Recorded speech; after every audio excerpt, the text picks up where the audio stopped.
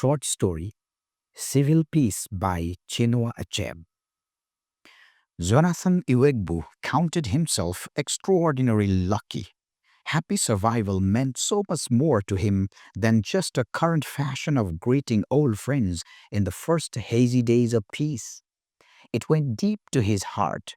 He had come out of the war with 5 inestimable blessings: his head, his wife Maria's head, and the heads of 3 out of their 4 children. As a bonus, he also had his old bicycle, a miracle too, but naturally not to be compared to the safety of 5 human heads. The bicycle had a little history of its own. One day, at the height of the war, it was commanded for urgent military action. Hard as its loss would have been to him, he would still have let it go without a thought had he not had some doubts about the genuineness of the officer. It wasn't his disreputable rags, nor the toes peeping out of one blue and one brown canvas shoe, nor yet the 2 stars of his rank done obviously in a hurry in a bureau that troubled Jonathan. Many good and heroic soldiers looked at same and worse. It was rather a certain lack of grip and firmness in his manner. So Jonathan, suspecting he might be amenable to influence, rummaged in his raffia bag and produced the 2 pounds with which he had been going to buy firewood, which his wife Maria retailed to camp officials for extra stockfish and cornmeal, and got his bicycle back. That night he buried it in the little clearing in the bush where the dead of the camp, including his own youngest son, were buried. When he dug it up again a year later after the surrender, all it needed was a little palm oil greasing. "Nothing puzzles God," he said in wonder.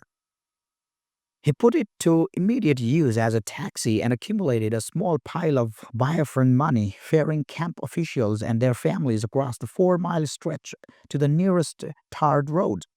His standard charge per trip was 6 pounds, and those who had the money were only glad to be rid of some of it in this way.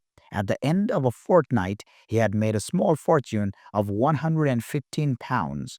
Then he made the journey to Enugu and found another miracle waiting for him. It was unbelievable. He rubbed his eyes and looked again, and it was still standing there before him. But needless to say, even that monumental blessing must be accounted also totally inferior to the 5 heads in the family. This newest miracle was his little house in Ogiu Overside. Indeed, nothing puzzles God. Only 2 houses away, a huge concrete edifice some wealthy contractor had put up just before the war was a mountain of rubble. And here was Jonathan's little jink house of no regrets, built with mud blocks, quite intact. Of course, the doors and windows were missing and 5 sheets off the roof. But what was that? And anyhow, he had returned to Enugu early enough to pick up bits of old zinc and wood and soggy sheets of cardboard lying around the neighborhood before thousands more came out of their forest holes looking for the same things. He got a destitute carpenter with one old hammer, a blunt plane, and a few bent and rusty nails in his tool bag to turn his assortment of wood, paper, and metal into door and window shutters for 5 Nigerian shillings or 50 Biafran pounds. He paid the pounds and moved in with his overjoyed family, carrying 5 heads on their shoulders. His children picked mangoes near the military cemetery and sold them to soldiers' wives for a few pennies, real pennies this time, and his wife started making breakfast, akara bowls, and for neighbors in a hurry to start life again. With his family earnings, he took his bicycle to the villages around and bought fresh palm wine, which he mixed generously in his rooms with the water which he had recently started running again in the public tap down the road, and opened up a bar for soldiers and other lucky people with good money. At first, he went daily, then every other day, and finally once a week to the officials of the coal corporation, where he used to be a miner, to find out what was what. The only thing he did find out in the end was that that little house of his was even a greater blessing than he had thought. Some of his fellow ex-miners who had nowhere to return at the end of the day's waiting just sleep outside the doors of the offices and cooked what meal they could scrounge together in Bornvita tins. As the weeks lengthened and still nobody could say what was what, Jonathan discontinued his weekly visits altogether and faced his palm wine bar. But nothing puzzles God. Came the day of the windfall, when after 5 days of endless scuffles in queues and counter queues in the sun outside the treasury, he had £20 counted into his palms, and as ex gratia award for the rebel money he had turned in. It was like Christmas for him, and for many others like him. When the payments began, they called it, since few could manage its proper official name, egg rasher. As soon as the pound notes were placed in his palm, Jonathan simply closed it tight over them and buried fist and money inside his trouser pocket. He had to be extra careful because he had seen a man a couple of days earlier collapse into near madness in an instant before that oceanic crowd, because no sooner had he got his £20 than some heartless ruffian picked it off him. Though it was not right that a man in such an extremely of agony should be blamed, yet many in the queues that day were able to remark quietly at the victim's carelessness, especially after he pulled out the innards of his pocket and revealed a hole in it big enough to pass a thief's head. But of course, he had insisted that the money had been in the other pocket, pulling it out too to show its comparative wholeness, so one had to be careful. Jonathan soon transferred the money to his left hand and pocket so as to leave his right free for shaking hands should the need arise, though by fixing his gaze at such an elevation as to miss all approaching human faces, he made sure that the need did not arise until he got home. He was normally a heavy sleeper, but that night he heard all the neighborhood noises die down one after another. Even the night watchman who knocked the hour on some metal somewhere in the distance had fallen silent after knocking 1 o'clock. That must have been the last thought in Jonathan's mind before he was finally carried away himself. He could have gone for long, though, when he was violently awakened again. "Who is knocking?" whispered his wife lying beside him on the floor. "I don't know," he whispered back breathlessly. The second time knocking came, it was so loud and imperious that the rickety old door could have fallen down. "Who is knocking?" he asked them, his voice parsed and trembling. "Native man and people," came the cool reply. "Make you open the door." This was followed by the heaviest knocking of all. Maria was the first to raise the alarm. Then he followed, and all their children. "Police-o, thieves-o, neighbors-o, police-o, we are lost, we are dead, neighbors, are you asleep? Wake up, police-o." This went on for a long time and then stopped suddenly. Perhaps they had scared the thief away. There was a total silence, but only for a short while.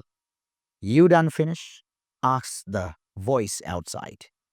"Make we help you smile?" "Oh yeah, everybody, police so, tipman so, never so. We don't lost so, police so." There were at least 5 other voices besides the leaders. Jonathan and his family were now completely paralyzed by terror. Maria and the children sobbed inaudibly like lost souls. Jonathan groaned continuously. The silence that followed the thieves' alarm vibrated horribly. Jonathan all but begged their leader to speak again and be done with it.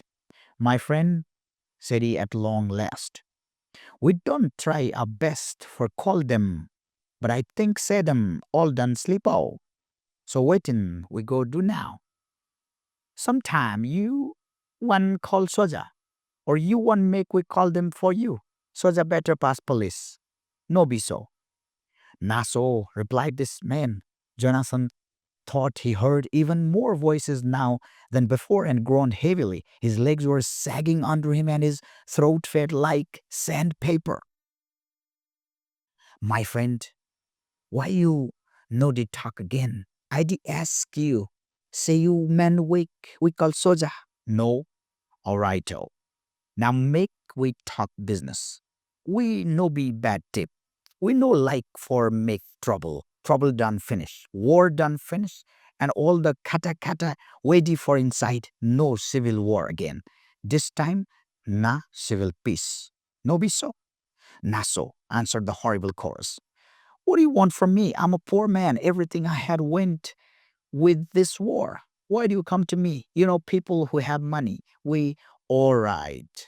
You know, say you no get plenty money, but we save no get even any. So therefore, make you open this window and give us 100 pound and we go, come out. Otherwise, we did come for inside now to show you guitar boy like this.